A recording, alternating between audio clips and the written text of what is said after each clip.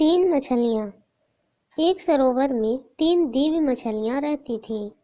वहाँ की तमाम मछलियाँ उन तीनों के प्रति ही श्रद्धा में बटी हुई थी।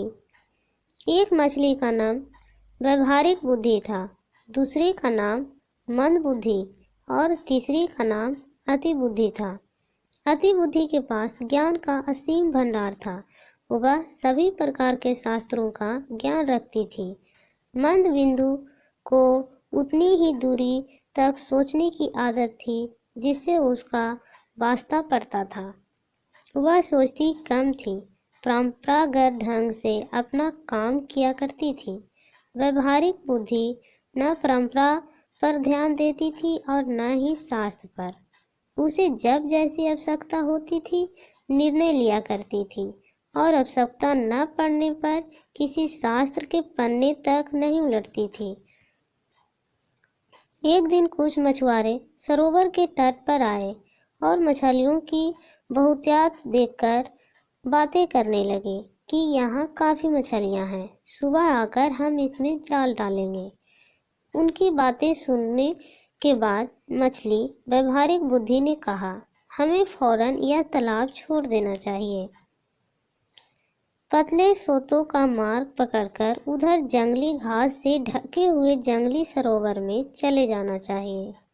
मंदबिंदु ने कहा, प्राचीन काल से हमारे पूर्वज ठंडक के दिनों में ही वहां जाते हैं और अभी तो वो मौसम भी नहीं आया है। हम हमारे बरसों से चली आ रही इस परंपरा को नहीं तोड़ सकते। मछुआरों का खतरा हो या न हो, हमें इस परंपरा का ध्यान रखना है। अति बुद्धि ने गर्व से हंसते हुए कहा, तुम लोग अज्ञानी हो, तुम्हें शास्त्रों का ज्ञान नहीं है। जो बादल गरजते हैं वे बरसते नहीं हैं। फिर हम लोग 1000 तरीकों से तैरना जानते हैं। पानी के तल में जाकर बैठने की समर्था है। हमारे पूंछ में इतनी शक्ति है कि हम जालों को फाड़ सकते हैं। वैसे भी कहा गया है कि संकटों से घिरे हुए हो तो भी अपने घर को छोड़कर परदेश जाना अच्छी बात नहीं है। अव्वल तो वे मछुआरे आएंगे नहीं, आएंगे तो हम तैरकर नीचे बैठ जाएंगे और उसकी जाल में न आएंगे। एक दो फंस भी गए तो पूंछ से जाल फाड़कर निकल जाएंगे। भाई, शास्त्रों और ज्ञानियों के वचनों के विरुद्ध मैं तो नहीं जाऊंगी।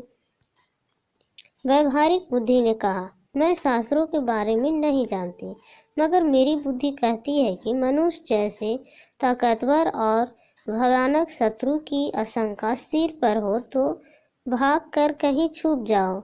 ऐसा कहते हुए वह अपने अनुयायियों को लेकर चल पड़े। मंद बुद्धि और अति बुद्धि अपने परंपरा और शास्त्र ज्ञान को लेकर वहीं रुक गई।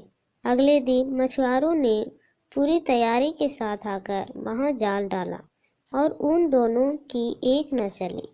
जब मछुआरे उनके विशाल शरीर को टांग रहे थे तब व्यवहारिक बुद्धि ने गहरी सांस लेकर कहा, इसके शास्त्र ज्ञान ने ही धोखा दिया। काश इनमें थोड़ी व्यवहारिक बुद्धि भी होती।